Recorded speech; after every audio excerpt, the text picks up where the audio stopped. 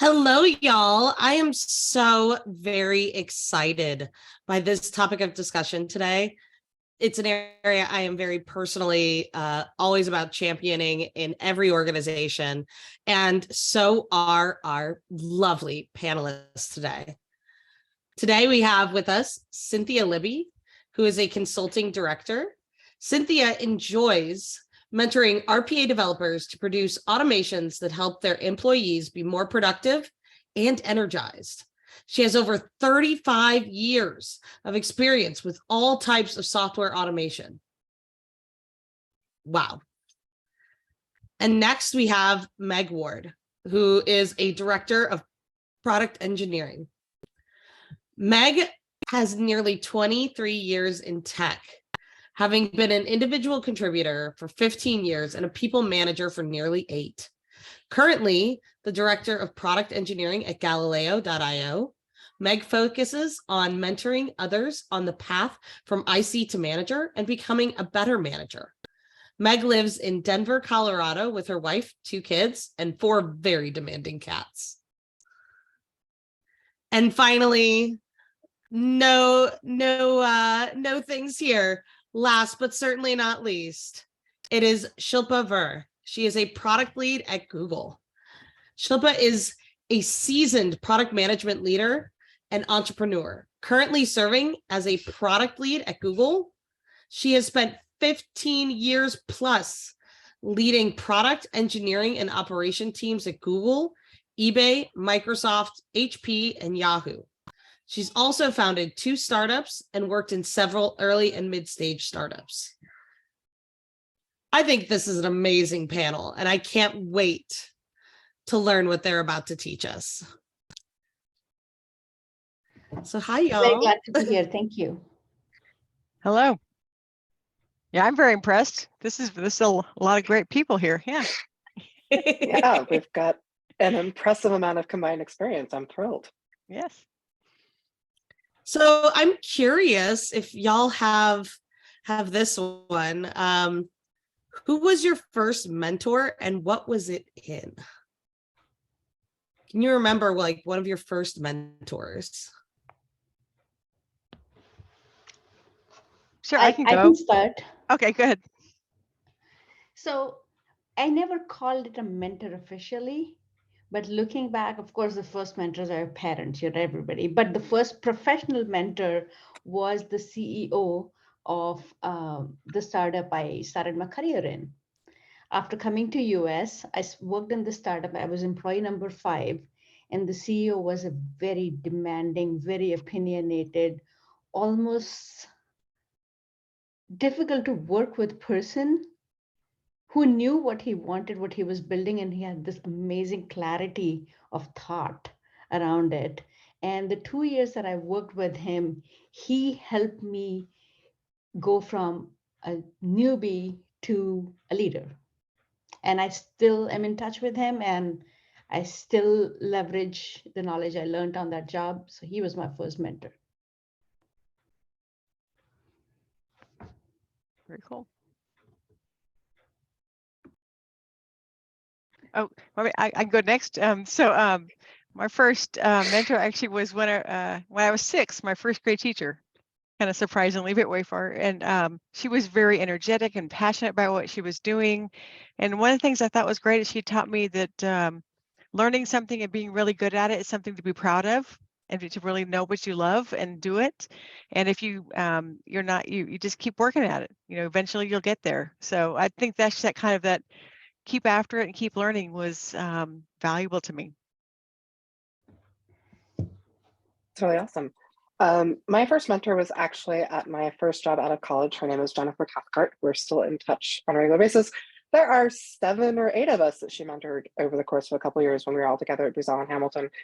And she really took the time to help me understand what it meant to actually perform at the level that I was expected to perform at, because I'd been very sheltered. I hadn't had, I'd been working in computer labs and all of that. This was my first big girl professional job. And she made sure that we understood, like, this is what it means. And it's been wonderful to be able to sort of pass that on, as I moved on to a new team, we hired someone in and I was able to be her mentor and so on and so forth. And yeah, it's literally 2 decades and we're still in touch, regular touch, and it's been fantastic.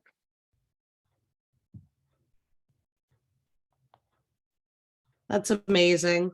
That's absolutely amazing.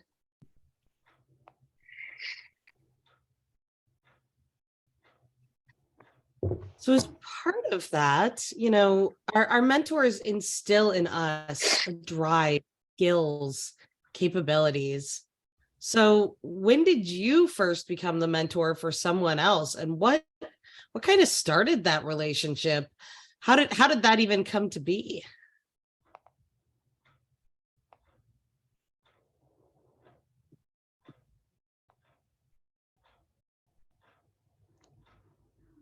I think for me, it took close to a decade before I felt comfortable trying to mentor someone else, because I still felt I was just feeling my way through things and not really understanding what I was doing. But I had an intern I was working with at a company that I was at the time. And I took him under my wing a little bit because it was like, oh, I see myself at that age when I didn't know what I was doing and I didn't know what it meant to do, you know, like professional things. And so I definitely wanted to give him that sort of same guidance, that sort of same opportunity, but gently, because I still felt I was, you know, I wasn't going to come in and be like, I am here to mentor you. It was more, hey, have you considered what you think? That sort of thing.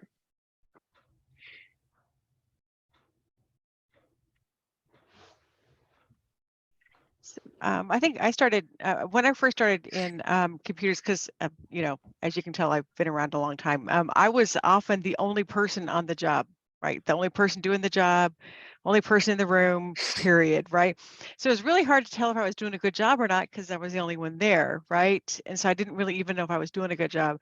So I think when I started being where I could see, where I got to a place where I was there and then other people came on, I could actually say, hey, listen, this is what you want to know. Let's start your first day more successful than my first day was, right? And that's kind of where I have been building from, because entering a room, being by yourself, it's in some ways it's empowering because you can do whatever you want, but in other ways you're not, there's no, the expectations are not there to be able to tell what you're doing. So yeah, getting people started was huge for me as soon as I could, as soon as I got that second person in the room. When I look back to my mentoring journey, it's kind of hard to remember when it started. But I know that it took several years before I even thought of myself as someone who was capable of mentoring, because it takes, especially in women, I believe it takes just so much time for us to believe that we are at the point where we can teach something to somebody else.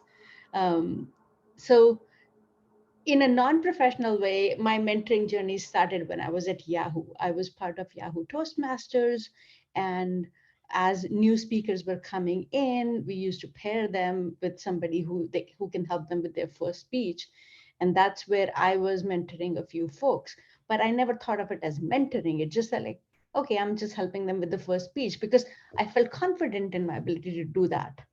When it came to actual on-the-job mentoring, it was quite a while. I believe it was when I first gave my talk at Grace Hopper. And a lot of women reached out and asked for guidance, because my workshop was on how do you get promoted at work. And of course, that's a topic that we all want to learn about. So a lot of people reached out, and even at that point, it was in-time mentoring, which is a short-term mentoring. You have a question, we meet up for a coffee, I give advice, that kind of a thing. A formal mentoring relationship didn't start until I think the first formal relationship was at eBay. There was a mentoring program, and I signed up as a mentor as well as a mentee, of course. Even today, I'll sign up as a mentee in any mentoring program while signing up as a mentor. And when somebody reached out to me and said, I want to be your mentee, I'm like, really? You sure? Like in my mind, I was like, really? She wants to? And I was nervous because I did not know if I could do a good job in a regular formal mentoring program. But we had that association for several years, so it worked out, I guess. And it was a person who wanted to be a product manager and wanted to transition within the company into that role. Yeah.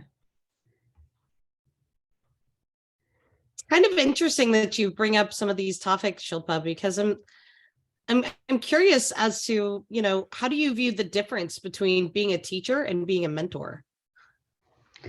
I think a teacher knows the curriculum. A teacher has a plan. A teacher, or at least when I think of that term, teacher has a point A to point B where they want to guide you in a very structured manner. Whereas mentoring, at least the way I mentor, is very free form. I'm very driven by what you want to talk about, where you are in today's. There is no fixed curriculum. We, even in the last meeting, if we said next time we're going to talk about so and so, I'll still talk about now what's going on, how do you want to use the time today, what's on your mind, right? And so you don't really expect where that conversation is going to go, what you're going to end up touching on. I've been in conversations where my mentee came to me asking for a career advice, but we ended up coaching her on society, on being a woman in coming from an immigrant country, dealing with family, toxic relationships. Like, you never know where it's going to go. So that's something that I see as a difference. A teacher is also a mentor with the curriculum along with it.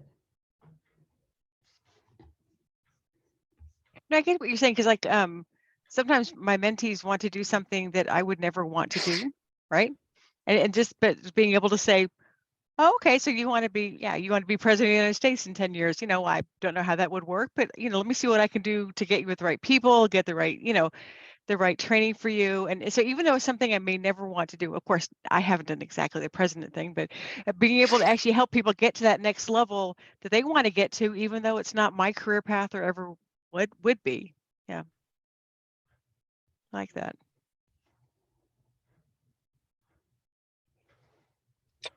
Yeah, and I think I agree, you know, the mentor-mentee relationship is much more free-form. I have had mentees come to me and say, I want to learn this specific skill, but I don't have a curriculum for that specific skill. I have an amassed set of experience that I can say, this is what you can try, this is what has worked for me, but there's no, you know, there's no one right way, for example, to make the transition from being an IC to being a manager, which is something that most of the time is what I'm mentoring on.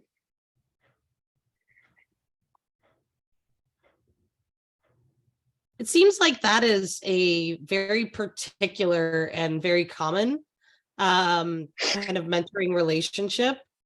And I'm curious how, or did someone help you into that kind of position, and how long did that take?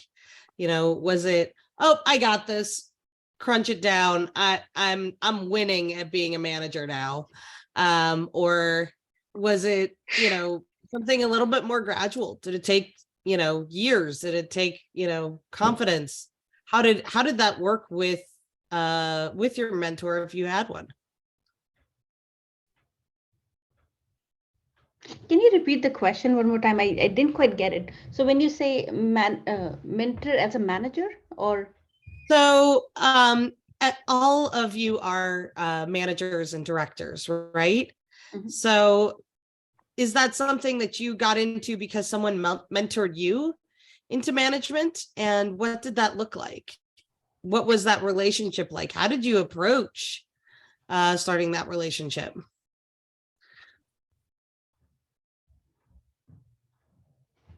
I can go. I was pushed into management. I was not necessarily given a choice. I was at IHS Markit at the time. I was about halfway through my tenure there, and the decision was made that my manager was going to be moved to our product owner because he had a really not great relationship with our stakeholders. And our VP came to me and said, you're going to manage the team. And I'm like, the heck I am. And he was like, no, seriously, we'll talk about it some more tomorrow. Go home and talk about it with your wife. He sent a woman director that I had a lot of respect for to kind of talk to me about, if you don't do this, who will, and will you be happy working for them? And it really was in some ways trial by fire, because as much as, you know, my VP did his best to mentor me, he ended up reorged out 6 months later. And so that's one of the reasons I focus so heavily on wanting to coach other ICs, is I floundered so hard. You know, and, you learn a lot by doing that, but I wanted to try to help others to avoid making the same mistakes that I did. I'm with you on the if you don't do it, who else would do it? And I've had so many just hideous managers in my life that you think I could do better than that. You know, I think that's a lot of times you just have to think to yourself, I don't have to be as good as the best manager I ever had, but I darn sure can be better than the worst manager I ever had, right? So for me, I've gone in and out of ICN management again and again because I've switched ladders, I've switched companies, and it's not something that you go one and you stay there, right? So the first time I didn't ask for it, it happened. The company was growing within my first role, for example. As the company was growing, they said, "You are it." And I, being young and new, of course, I'm confident. I am it. But it was not so much because of mentoring. It was just my overconfidence. And I realize now that it's actually pretty hard.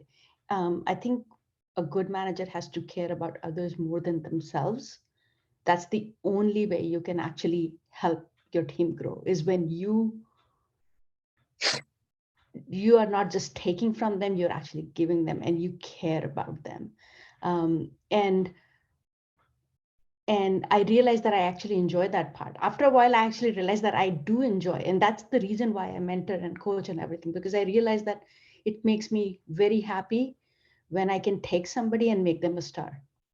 And so when I'm in IC roles, I do a lot of mentoring and coaching. When I'm managing, I am trying to help my people.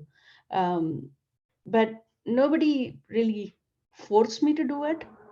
First time I said yes. The second time, yeah. So all I want to say is that you learn by doing. I agree with that. But it takes more than a technical skill. It takes that mindset of helping others succeed in order to do a good job there. And there is some mentoring that you can benefit from. For example, how to have hard conversations, because I think that was one thing that I had to learn, because I was so afraid of, I wanted to be liked, right? I want, everybody likes me. And now if I tell them that they're not doing a good job, it's going to be hard, right? And so I don't tell them, but then I'm not really helping them. So that's one area where mentoring helped me, which is how to have hard conversations, how to give feedback. How can you love somebody and still demand them to do their best and perform, I guess.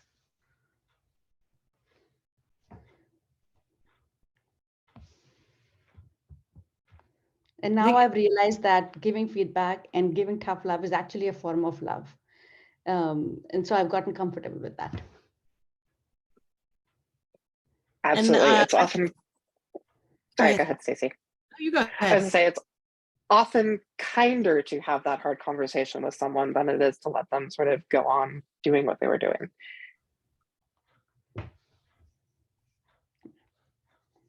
Absolutely. And I just wanted to kind of throw in here as kind of a senior IC that very often you're also mentoring your, team members, your younger folks, and helping them, in Congress with your manager or with the team manager, with the team organizer, all of those things, in order to optimize on their growth and help them achieve all of their goals.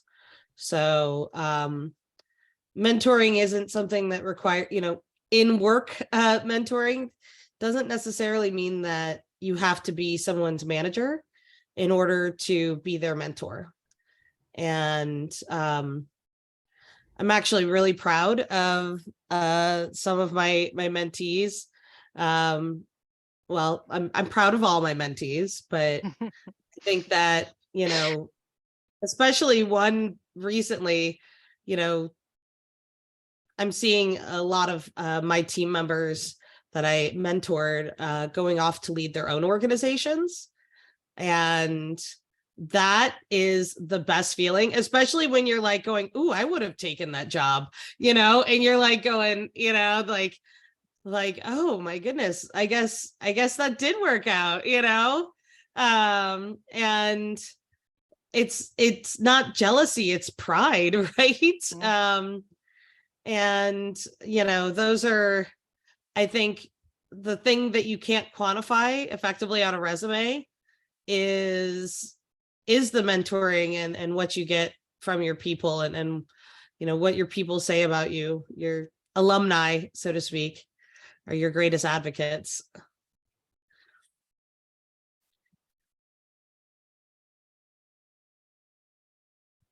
And kind of to that effect, like, we talk about ICs and, that being more of a peer mentoring relationship.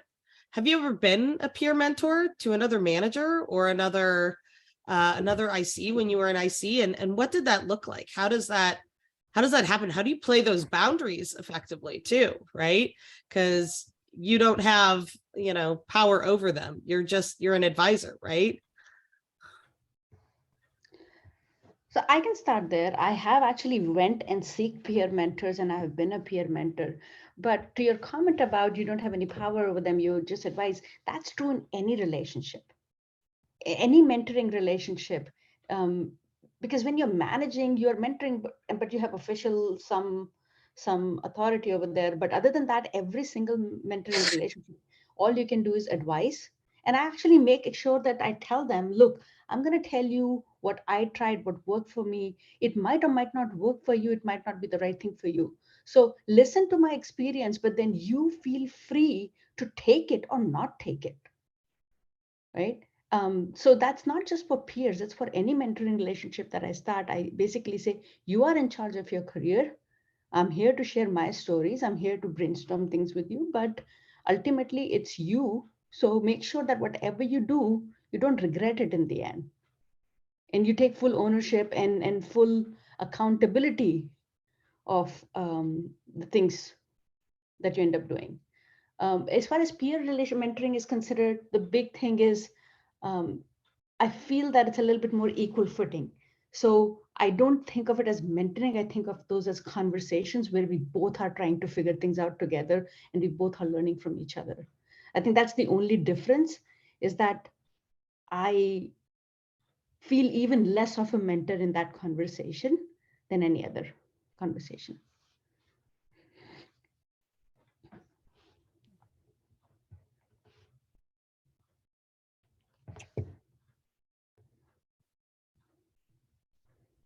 Now, I would agree.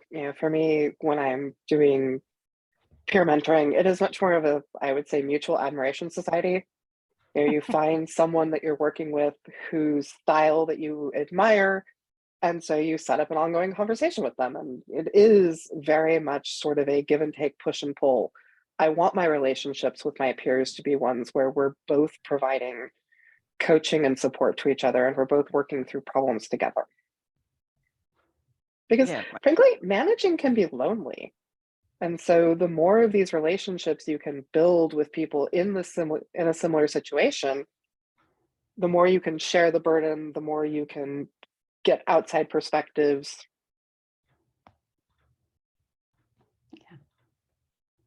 I like that. I'm right now. I'm working with my peer. Is he calls them therapy sessions, because basically we get on and we talk about the good and the bad of our jobs, and we have the people that we work with move between teams all the time. So it'd be like, how did you work with this person when I'm seeing these issues? And it's like, oh yeah, I saw that too, but if you do this, it helps. That kind of stuff very, very much helps to say, either you're not crazy, they do have issues sometimes, we all do, or, it just kind of building up the confidence that, don't forget you did a really great job on that last week.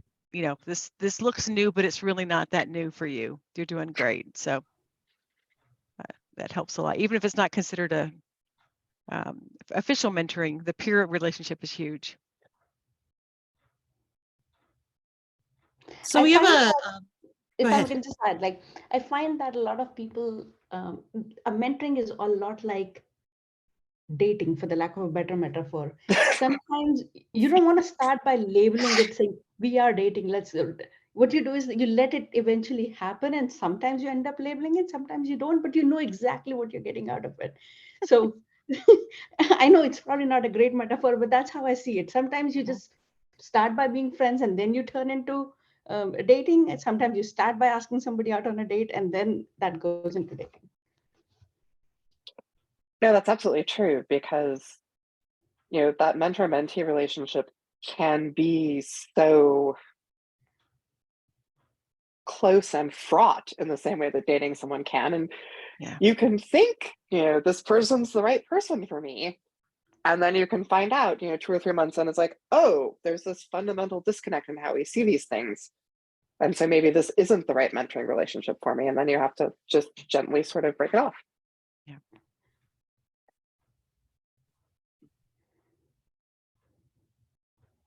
So Mike asked a question to the panelists of what advice would you give to someone who wants to make a career change from a non-technical job to a career in the technical field? Through the eyes of mentorship. Well, I had that in our company. We have a program where people come on as associates. Usually they've had like a boot camp or something very small, and then they come on as associates. And so I did some interviews with ladies and talked about what their experience had been. And what I was getting from during the interview was are they willing to learn? Are they okay with the fact that everything they learned in their boot camp may be nothing that they're going to use in this job, right? But the experience that they have is going to be huge, right? And so when we hired them on, they weren't working for me directly, so I was able to reach out to them and say, tell me more about how you're doing so far in this job, and trying to make sure that they were successful finding resources and finding people to talk to. And I was open to asking questions and working with them as they started. So and they were all just beginning to be technical, and they were finding their feet in what part of the technical landscape they like the best: the hardware, the software, the interaction with customers. There's so many levels of technical that it's not one thing, right? So finding out where you want to do, and if you don't like this group, there's other groups you can go to that would be better for you. So it's fun. It's a lot of fun. I love tech, so I think that helps a lot. I guess you all do too, or you wouldn't be here. So.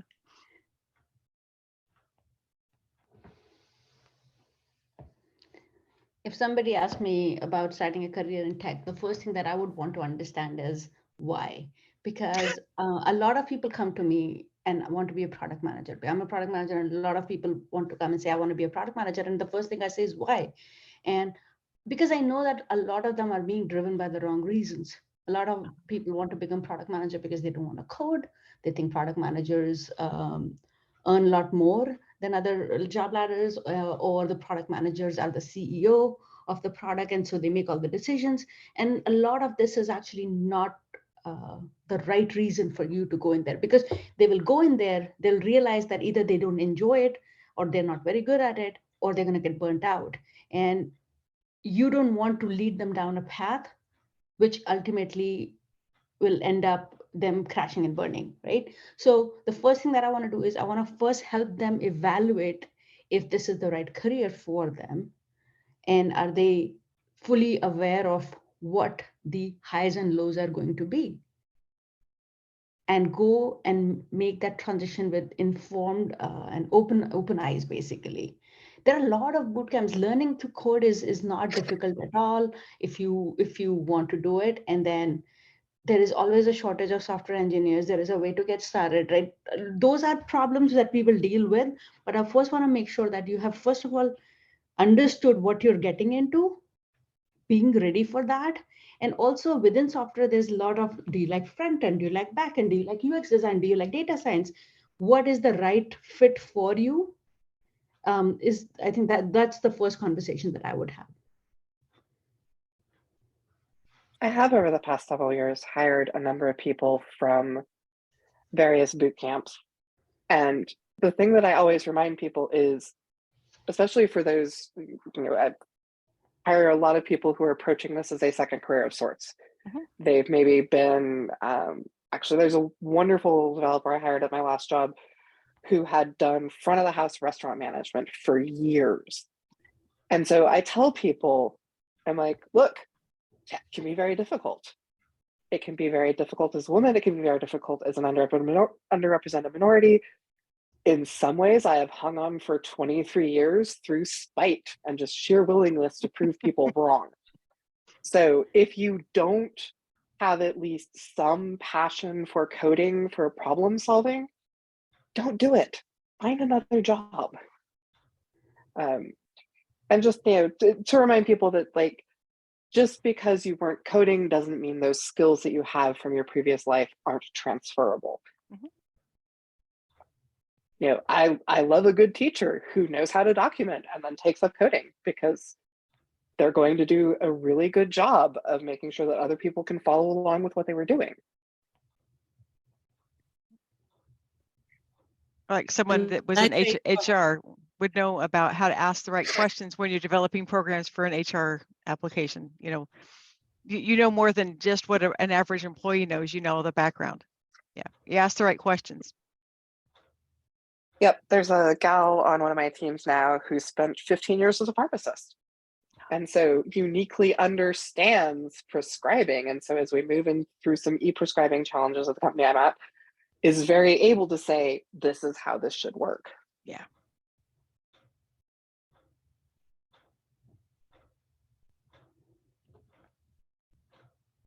And I was just going to say, like, you know, everybody who's kind of like going, oh, well, I think the money's going to be better in management. And that's not the case. Senior IC roles that match with the manager roles very typically are paid better, paid more. So, and there's always a shortage in that particular area. So, and it's just a different kind of management, really, at the end of the day. So, you know, that's kind of there. And I also just want to give a little shout out to Meg, who, you know, mentored me through some tough times. And I just really appreciate what she just helped me keep my sanity sometimes. And, you know, we didn't talk about, you know, things that were details of the work, right? But just, we didn't work in the same capacity. We were in totally different organizations. And I think that those relationships, mentors and mentees that cross boundaries are some of the most fulfilling. I mentored someone inside of Meg's Ward. I don't even know if she knows, but she was kind of further down, but you know, she was kind of new into coding and just kind of, you know, second career. So you know, there's a lot of opportunities here, and it doesn't require that you have at least a decade of experience in said thing. See, and you know, I thought we were more of a mutual admiration society, because you and Rachel Baker and Kim Bostick helped me keep my sanity quite a bit. Actually, I found that that's how mentorship usually evolves, right? It starts with a mentoring relationship sometimes, but you know, you've graduated when you've become friends. When it becomes a mutual admiration society, I think that's when your mentorship relationships graduated to the next level. I don't want to speak for Stacy, but to your question, Sherry, you know, Stacy's obviously an amazing Android developer. I was managing a couple of our teams in the procurement space, so that the things that we worked on didn't really have a significant connection to each other. But we were both senior women in the same general org who were facing some of the similar problems and had different points of view on the company as a whole. And I think that can be great. You know, finding someone we did we call it the Magnificent Managers Group. I think other groups called theirs different things, but it was a semi-formal mentoring program for managers where at Citrix, where you had a director who was leading it, and you had 3 or 4 managers who were peers together, who were in the group together. And so it was myself, it was someone from our styling org, it was a manager from our IT side who did our HRIS systems. And you get a good sense of like, oh, this is how the problems across this organization are similar, but also different.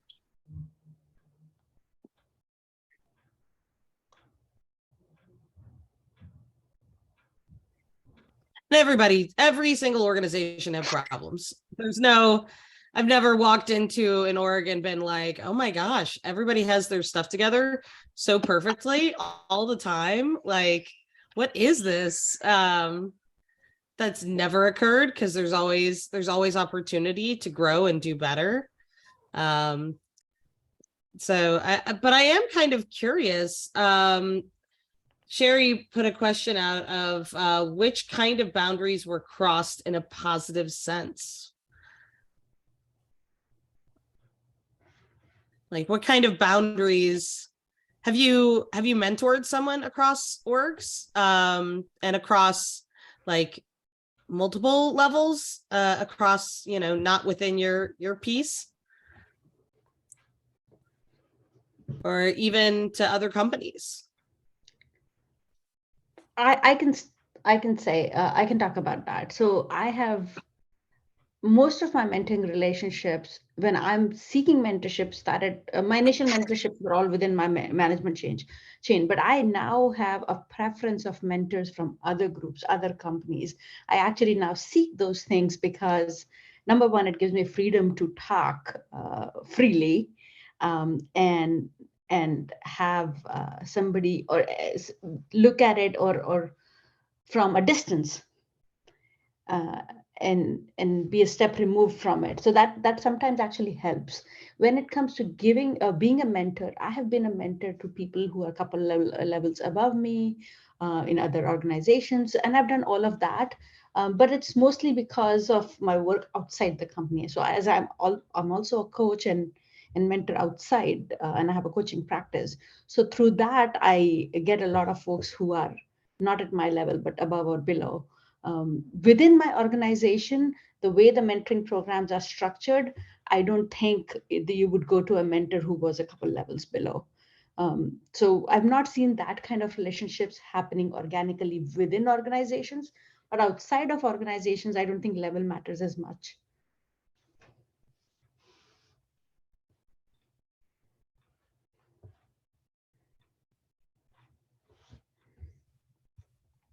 No, I absolutely would agree. I think one of the better mentoring relationships I've had was with someone at Buffer who reached out to me on LinkedIn and was like, hey, I saw you had previously applied here. I've been kind of watching your career. I would love to have a monthly chat.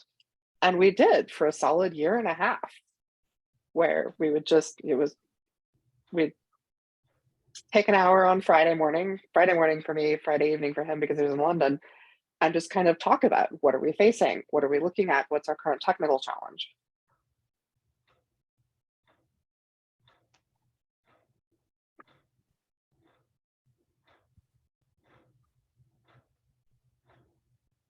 And Shilpa, I'm kind of curious, how did you develop that mentoring up relationship?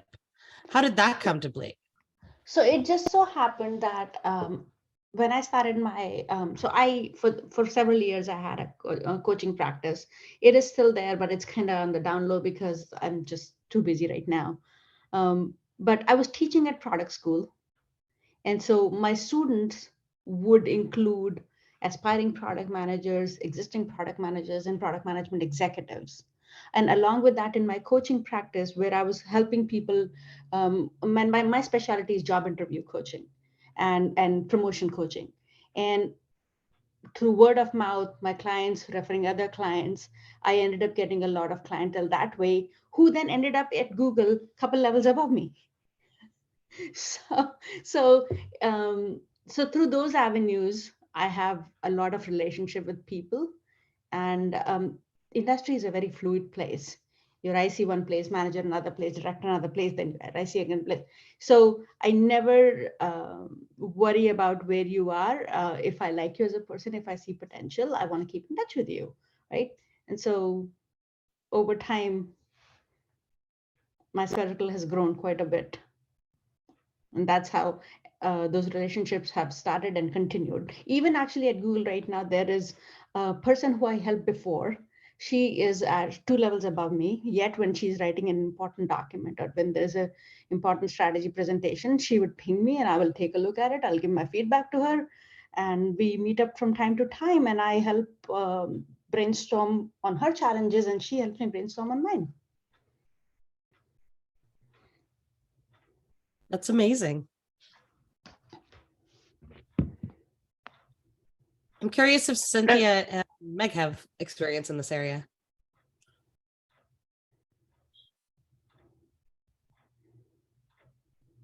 I don't think I have mentoring up a couple of levels. I don't think so.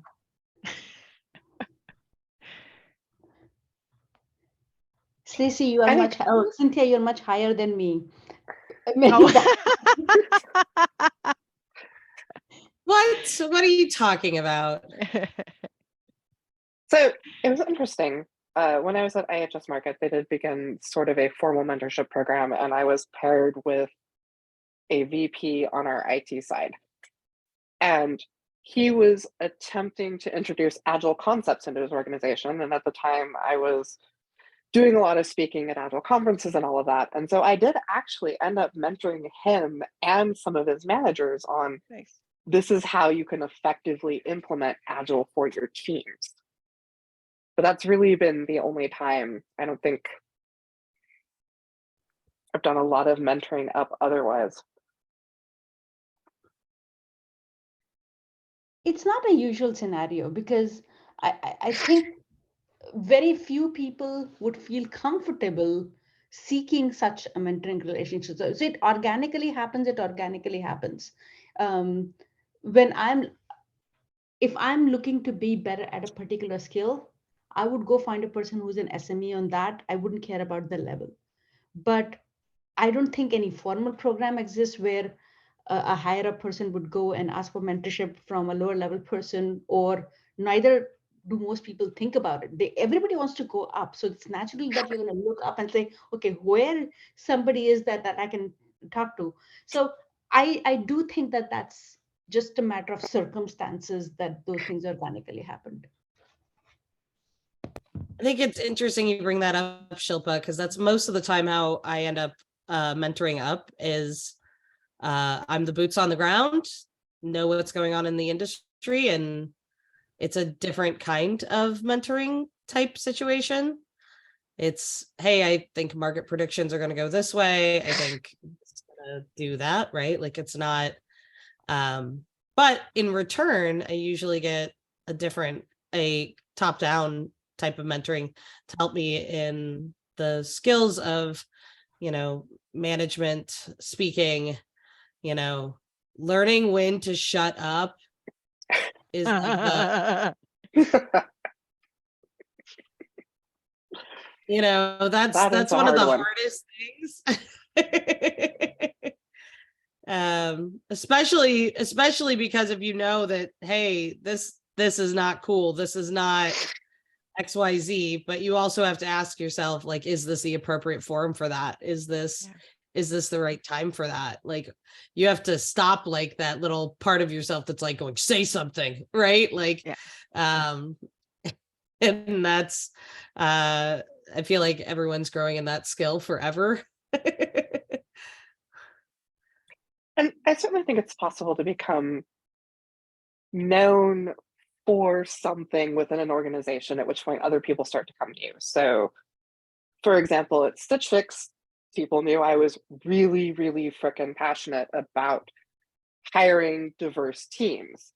And so I would have other managers, other directors, a VP in one case come to me and say, hey, I hear you really care about this.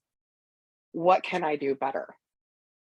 And that's how I ended up sucked into this months-long focus group on fixing our hiring processes.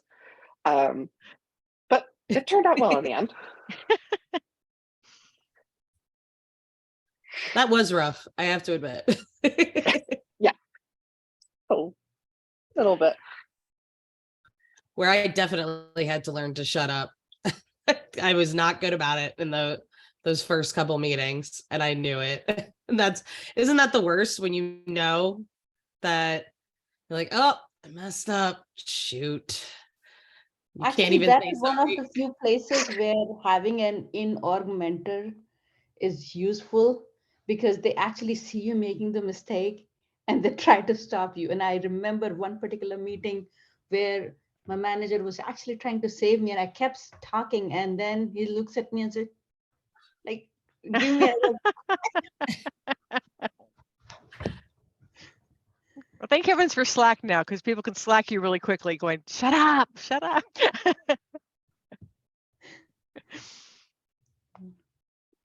What's that old saying? Like, so if you don't talk, they never know how stupid you are. Mhm. Like, I'm going to remember that. That's a good one. Yes.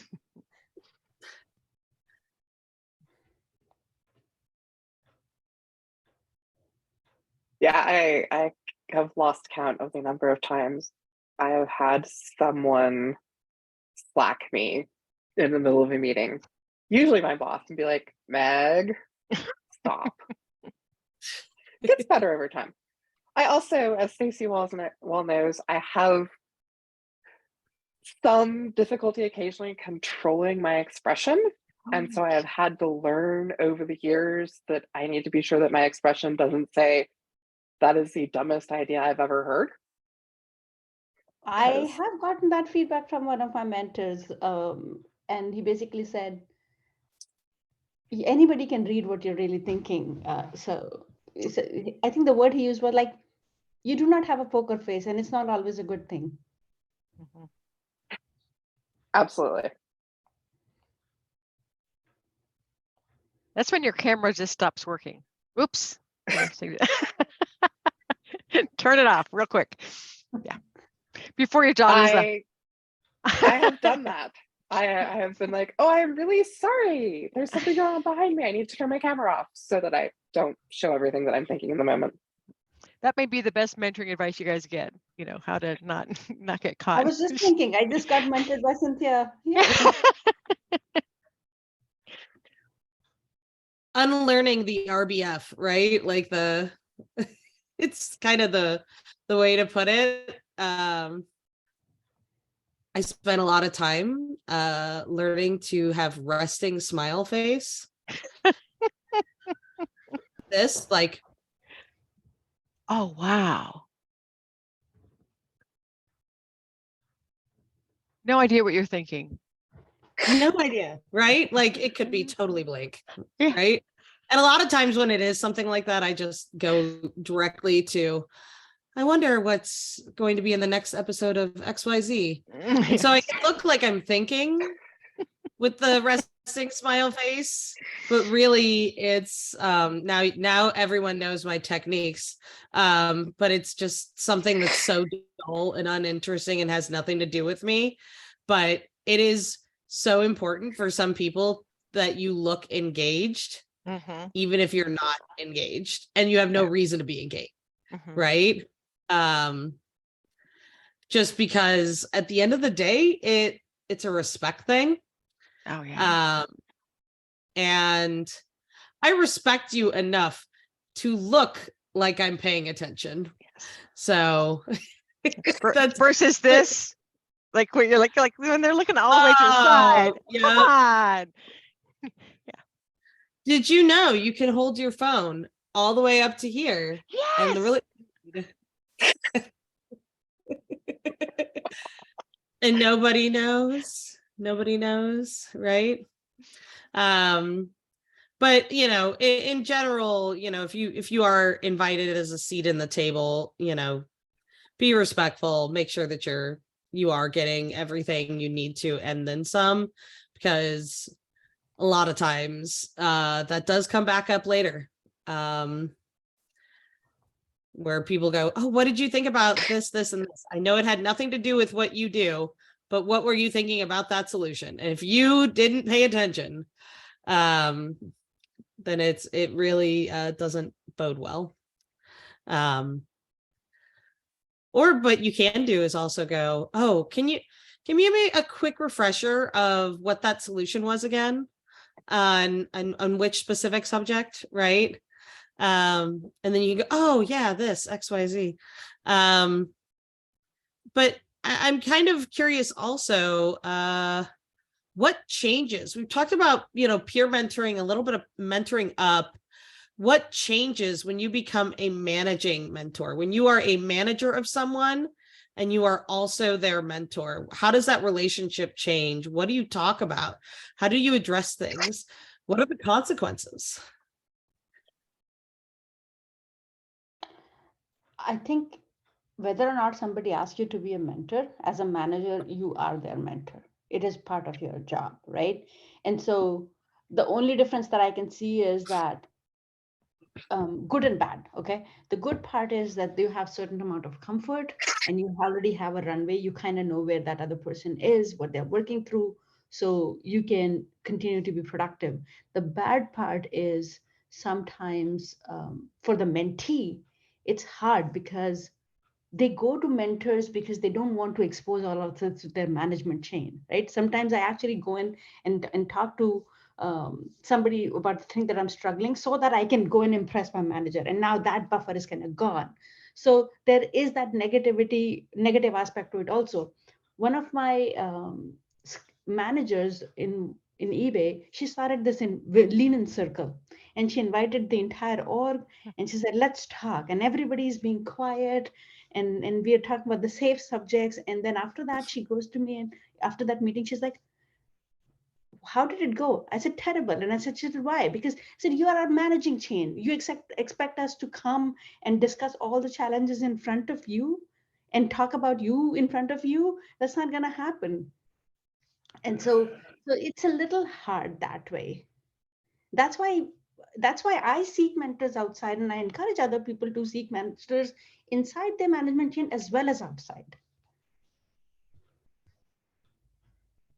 Yeah, I'd agree. I feel strongly that managing is more of a coaching relationship than necessarily a mentoring relationship. Because you are, if I'm doing my job right, I am providing both constructive and positive feedback, and I am pushing someone out of their boundaries so that they can reach that next level if that's what they want to do. Whereas as a mentor, I'm not necessarily there to push someone out of their boundaries. I might give them advice that they should do that, but at the end of the day, I can't force them to. Yeah.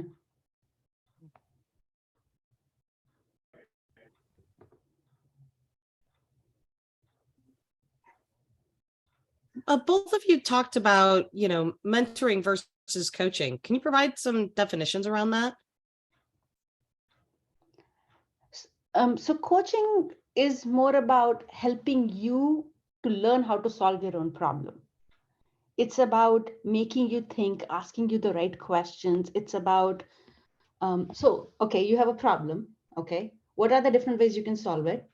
What will be the first step? And basically, you're facilitating their thought process so that they are developing the muscle to solve problems on their own without necessarily solutioning for them.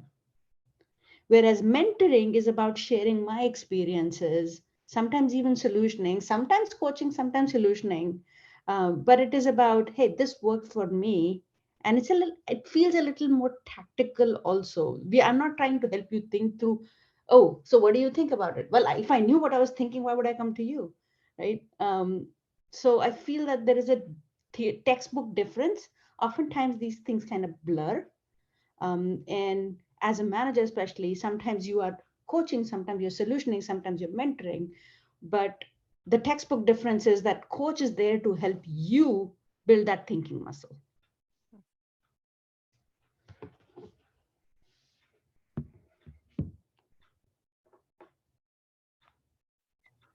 I would say also, I think there's a level of vulnerability in a good mentor-mentee relationship that you cannot necessarily have with your direct reports. You know, obviously you want to build trust with your direct reports, you want to build psychological safety, but in a lot of ways, if I'm talking with someone who's not in my direct chain of command, I am more willing to talk about the ways in which I have really screwed up than I am necessarily willing to do that with someone that I'm managing. Because I have to maintain at least some air of mystery and authority.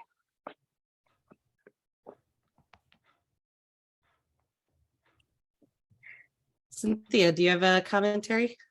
Not really, not on this one, no. Okay. They did good. Sherry asked, I'm curious, what if it were safe to talk about you in front of you? There's no such thing. I don't think. Yeah.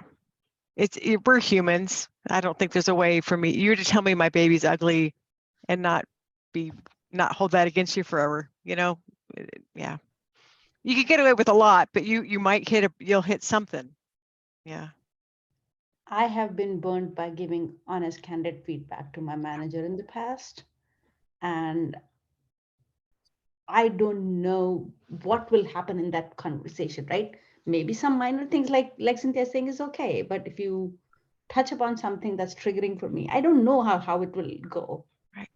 So I don't know. Well, I just made that mistake like not that long ago. So feels it was like even if you put it as nicely as you can't guarantee how someone's going to take the feedback. Especially if it's like, hey, you're driving the team crazy, or up the wall or whatever, right? It doesn't matter how you put it, it's still the same, feedback, right?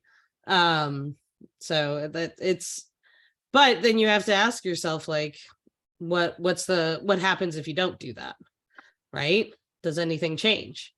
Do you take it above? Do you, or do you respect that relationship for what it is and try to resolve it? I feel like that changes just based off of who that person is more than anything. A person as well as the past history of your relationship. So I'm going to take my previous things back and say my very first mentor, my CEO, he was the kind of person that I was comfortable going in the room and yelling at. But it didn't start that way, right? It started as he tells me what to do and I do it. But eventually, a year later, it was at a point when he said, it was the .com boom time. And he's like, I'm going to give free food to everybody because he wanted to be the next Google and we will do free laundry. And I went into his room and said, you are burning our cash. And how stupid is this idea that you're going to pay for our laundry? Do you want, you know what I'm going to do? I'm going to bring my laundry and probably start charging other people. I'll bring their laundry. Is that how you're going to like, and he's like, okay, let's talk about it. And that's okay because he was that kind of person and we had that kind of relationship before it happened. Compare that to my third company I joined and somebody tells me the CEO does not like, do not give feedback to CEO. He does not like to be challenged. Okay. So it depends on the person and it depends on where you are in that relationship, how much trust and camaraderie have you built before that actually happens. We have a question from Jialing Wang. I'm mentoring someone from a mentoring match program that lasts for 6 months. She is a career switcher bootcamp grad and needs to find a new job. It is feeling like she is not motivated to do what it takes to find a job. What can I do as a mentor to make sure that she achieves her goals? I feel like my pushing isn't working, but I feel like I shouldn't be the one pushing her.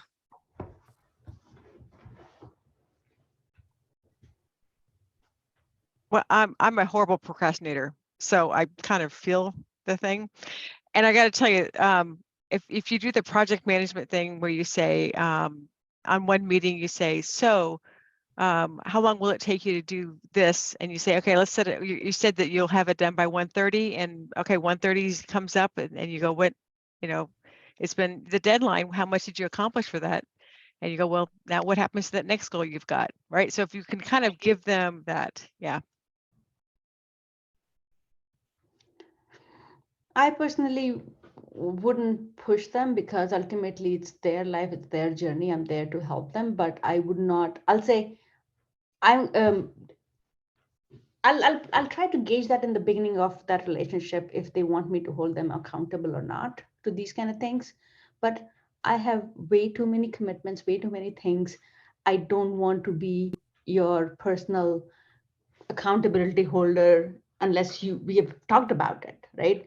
I want you to, and if she's not motivated, she's not motivated, right? You may want to give that feedback to her and say, look, in this current times, given the statistics, it will take X amount of days before you find a job if you do this. If you don't do this, it's going to take longer.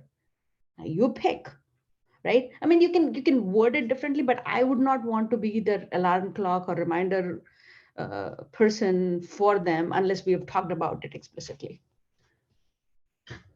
Yeah, I agree. You can't force anyone to do what it takes to find a job. You can provide your advice. You can say, as Shilpa said, it's going to take you longer to do this. But at the end of the day, they've got to want to do it for themselves. And it may take hitting that panic point before it really sets in for them. And that can be very hard as a mentor.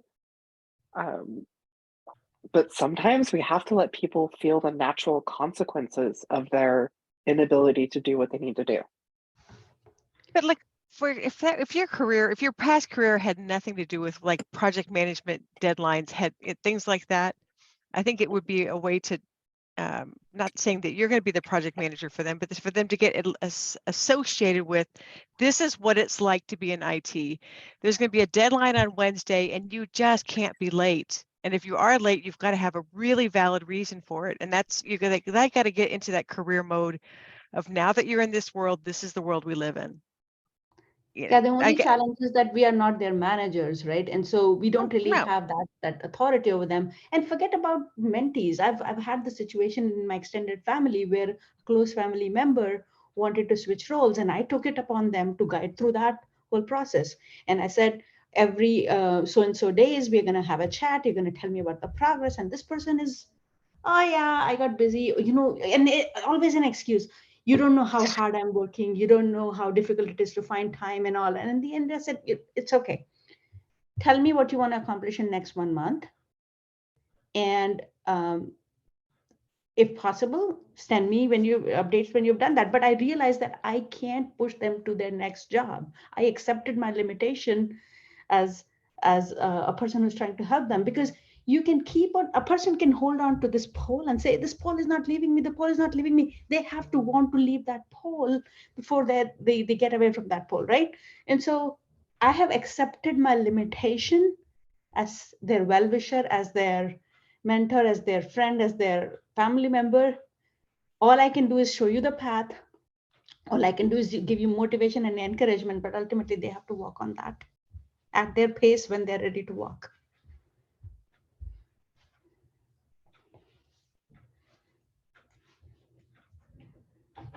Did that help at all? Yeah. Well, I wanted to ask one thing on that subject. Shouldn't maybe as a mentor try to set some expectations up front, saying we're going to do this mentorship for 6 months or a year, and with certain results, like and kind of give them certain goals. That way it's not a infinite mentorship program. I like that idea. In the beginning, I never did that, but with the new structured mentoring through my company, the ones that we do, they're normally 6 months.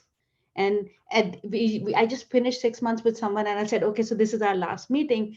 And she says, oh, you're tired of me? You don't want to continue? I said, you can always request me again as a mentor, and we can renew for another 6 months. So I like that suggestion that there is some time associated with it, because otherwise things naturally fizzle out. People, they're meeting you every month, then they start meeting you every 3 months, and then slowly you lose touch. It's nice to be able to have a definite end and say, okay, looking back, this is what we both got out of this relationship. So I love that suggestion. I think it's important too that those goals be driven by the mentee, Mhm.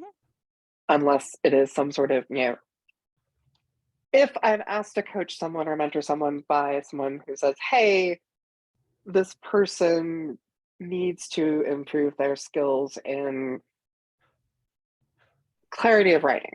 That's very different than someone coming to me as a mentee and saying, I want to get better at speaking my opinion, or I want to get better at communicating technical decisions, or, it goes back to the, you can't push someone to do something.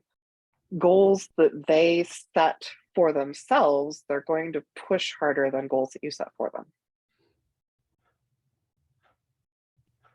As a mentor, could you tell your mentee that it looks like we're not working well together for this goal? Maybe we should find another goal. Basically, I'm fire me from the goal of you getting a new job.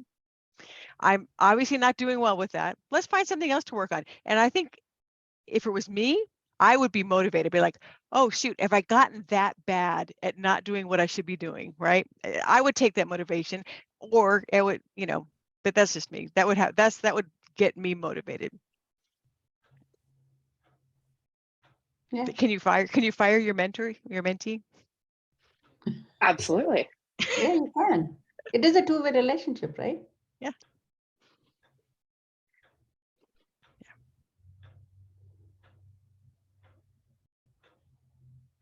So we have just a few more minutes left, and I wanted to take this opportunity for Cynthia, Meg, Shilpa to all have an opportunity to tell us what you're doing, where we can find you, and what you're looking forward to most.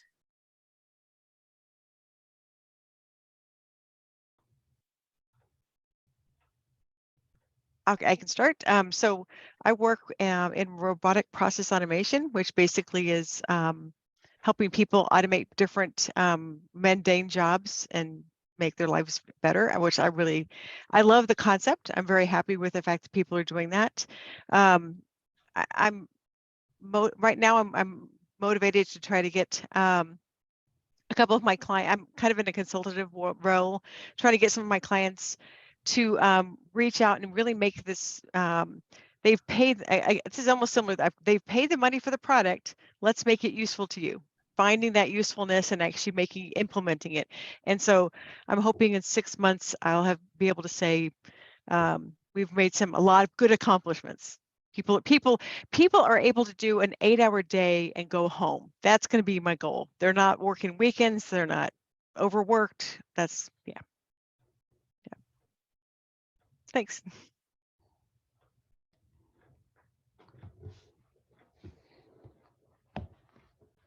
Okay, I can go next. I'm currently working as a product lead at Google, and I'm coming up in 4 years. So I'm trying to figure out, I'm trying to do some career planning on my end. So I'm trying to figure out if I want to work on building a startup, whether I want to work on building a course and start my academy. I'm just trying to figure out different things at this point in personally in life. I have been doing a lot of coaching and teaching on the side for the past few years, but I realized that I can't scale. I can't coach 500 people in one day. And there's only so much I can do by myself. So I'm just trying to figure out what is the best use of my energy given my personal goals and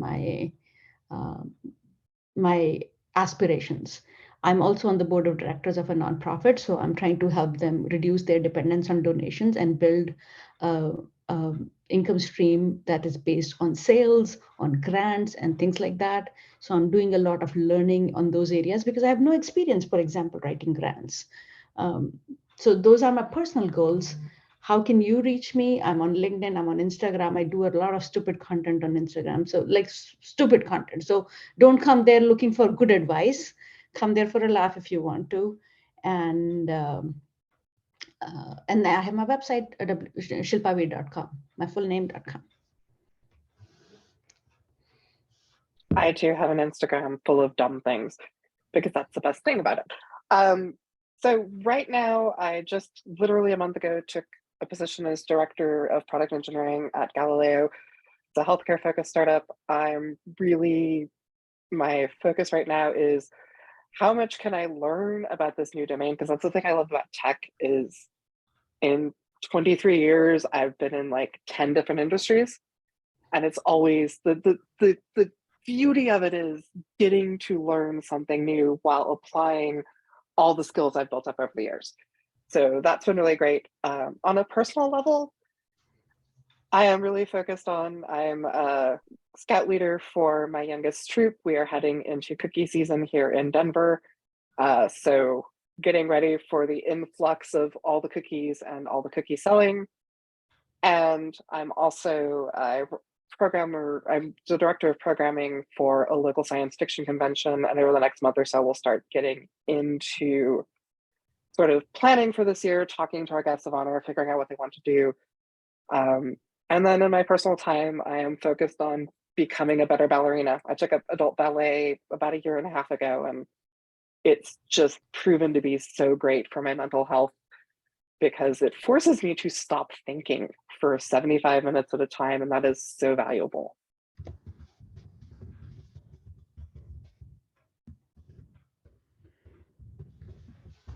I was just going to add that the thing that forces me to not think is riding motorcycle because I'm so focused on staying alive. Absolutely. I rode those as a kid and I just have not been able to since there. It's because I don't trust the drivers out here, and then half the year it's covered in snow.